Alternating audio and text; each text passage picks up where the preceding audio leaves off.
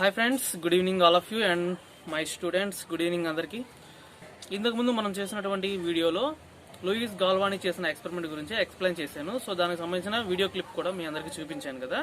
So ఈరోజు మనం ఆ తర్వాత వచ్చినటువంటి వోల్ట్ అనే సైంటిస్ట్ చేసినటువంటి ఎక్స్పెరిమెంట్, దాని ద్వారా మనకి రసాయనిక బ్యాటరీని కనుగొనడం జరిగింది 1800 సంవత్సరంలో. ఆ బ్యాటరీ గురించి మనం ఈరోజు ఈ వీడియోలో చెప్పుకుందాం. వోల్టాయిక్ సెల్ గురించి మీకు పూర్తి డీటెయిల్స్ తెలుసుకోవాలనుకుంటే ఈ వీడియోని పూర్తిగా చూడండి. Let's start the video. Friends, ఈ ఫోటోలో కనిపిస్తున్నటువంటి సైంటిస్ట్ పేరే అలెసాండ్రో వోల్ట్స్. ఈయన ఫిబ్రవరి 18వ తేదీన 1745వ సంవత్సరంలో జన్మించాడు. ఈయన ఒక ఫిజిసిస్ట్. సో ఈయన ఎన్నో ఫిజిక్స్ ప్రయోగాలు చేసేవాడు. అయితే ఈయన కనుగొన్న వాటిల్లో బ్యాటరీ మొట్టమొదటిది. 1800 సంవత్సరంలో బ్యాటరీని కనుగొనడానికి కారణం మొదట లూయిస్ గాల్వానీ చేసిన ప్రయోగమే. ఆయన జీవులపై ప్రయోగం చేసి అందులో విద్యుత్ శక్తి ఉందని చెప్పి రకరకాల మెటల్స్ని ఉపయోగించి విద్యుత్తు బయటకు వస్తుంది అని చెప్పి కనుగొన్నాడు. అలాంటి ప్రయోగాలకి జీవుల్ని హింసించడం అవసరం లేదని, దానికి రసాయనిక చర్య కారణమని వోల్ట్స్ కనుగొన్నాడు. సో అప్పుడే మనకి బ్యాటరీని కనుగొనడం జరిగింది. అదే బ్యాటరీని ఇప్పుడు మనం ఈ వీడియోలో ఎలా తయారు చేయాలో చూద్దాం. ఆ బ్యాటరీలో ఏం ఉపయోగిస్తారు, అసలు అది ఒక విద్యుత్గా ఎలా ఏర్పడిందో తెలుసుకోవాలంటే వీడియోని ఎక్కడ మిస్ చేయకుండా పూర్తిగా చూడండి. ఫ్రెండ్స్, మనం ఈ ఎక్స్పెరిమెంట్లో ఒకే ఒక్క విషయం బాగా తెలుసుకుంటాం. అదేంటి అంటే ఎలక్ట్రాన్స్ని ఫ్లో చేయడం ఎలా, అంటే ఒక చోట ఉన్నటువంటి ఎలక్ట్రాన్స్ని ఇంకో చోటికి మూవ్ చేయడం అనమాట. ఇలా మూవ్ చేసినప్పుడే మనకి ఎలక్ట్రిసిటీ అనేది ప్రొడ్యూస్ అవుతుంది. సో ఈ ఎక్స్పెరిమెంట్కి మనకి మెయిన్ కావాల్సింది రెండు వేరు లోహాలు. అయితే వీటిల్లో మనం యానోడ్గా క్యాథోడ్గా తీసుకుంటాం. యానోడ్గా ఏం తీసుకోవాలంటే జింకు, అల్యూమినియం, మెగ్నీషియం ఎక్సెట్రా. అలాగే క్యాథోడ్గా మనం ఏం తీసుకోవాలంటే కాపర్, ఫెర్రో, గ్రాఫైట్. వీటిల్లో వేటినైనా తీసుకోవచ్చు. ఓకే ఫ్రెండ్స్, ఇంకా ఎక్స్పెరిమెంట్ స్టార్ట్ చేద్దాం. Zinc, magnesium, aluminium, copper, iron, graphite, వీటిని మనం యానోడ్, క్యాథోడ్గా తీసుకుంటాము. వీటన్నిటిని మనం ఎలక్ట్రోడ్స్ అంటాం. ఇప్పుడు మనం ఒక గ్లాస్ తీసుకొని అందులో ఒక నీళ్ళు పోసుకుందాం. ఈ నీళ్ళల్లో చెంచాడు ఉప్పు కలుపుకుందాం. ఉప్పు కలిసినప్పుడే ఎలక్ట్రాన్స్ అనేవి ఫ్లో అవ్వడానికి అది ఉపయోగపడుతుంది. ఇప్పుడు మనం ఐరన్కి అల్యూమినియం ఫస్ట్ కనెక్షన్ ఇచ్చి చూద్దాం. నేను ఒకవైపు ఐరన్, ఇంకోవైపు అల్యూమినియం తీసుకున్నాం. ఓకే, మనకి 0.3 వోల్ట్స్ వచ్చింది. ఇప్పుడు మనం ఐరన్ని తీసేసి కాపర్ని టెస్ట్ చేద్దాం. కాపర్కి, అల్యూమినియంకి టెస్ట్ చేస్తున్నాను.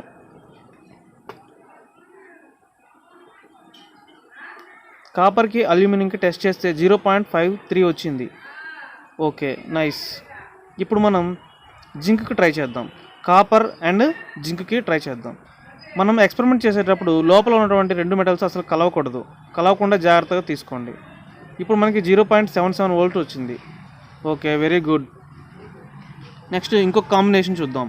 ఇప్పుడు మనం కాపర్, మెగ్నీషియం తీసుకుందాం. Very nice. మెగ్నీషియం కాపర్కి 1.51 వోల్ట్స్ దాకా వచ్చింది. మనకి ఇంకా మన దగ్గర గ్రాఫైట్ ఉంది, దాని కాంబినేషన్ కూడా చెక్ చేద్దాం.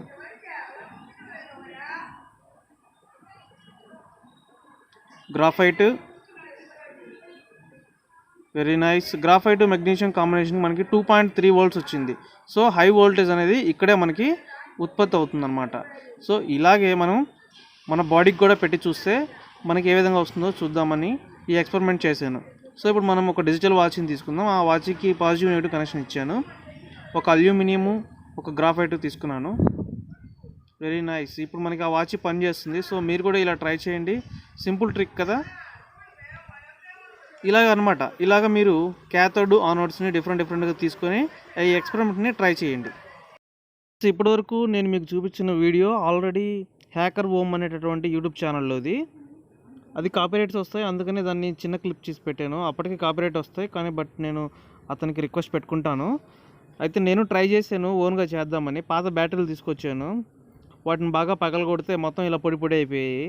సో దీనికి చిన్న బ్యాటరీలు పనికిరావు, పెద్ద బ్యాటరీలే కావాలని తెలుసుకున్నాను. సరే, దాంట్లో ఉండేది ఏంటంటే పైన ఉన్నటువంటి ఆ లేయర్ వచ్చేసి మనకి జింకు, మధ్యలో బ్లాక్ కలర్లో ఉంటుంది కదా, అది వచ్చేసి గ్రాఫైట్.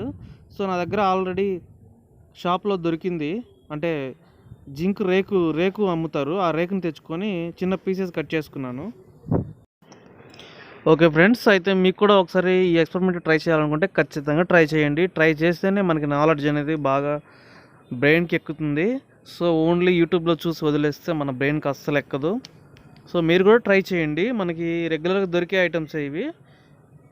సో ఖచ్చితంగా యూజ్ చేసి మీరు కూడా ఒక బ్యాటరీకి మనకు వచ్చే విధంగా ట్రై చేయండి. ఫ్రెండ్స్, మీరు ఇప్పుడు దాకా ఈ ఎక్స్పెరిమెంట్ ఎలా చేయాలి దాని గురించి తెలుసుకున్నారు కదా. దీని వెనక ఉన్నటువంటి సైంటిఫిక్ రీజన్ గురించి మనం ఇప్పుడు తెలుసుకుందాం. సో మనం వోల్టాయిక్సెల్ని తయారు చేస్తే ఇందులో నుంచి ఎలక్ట్రాన్స్ అనేవి అటువైపుకి ఫ్లో అయ్యాయి. దీనికి కారణం ఏంటి?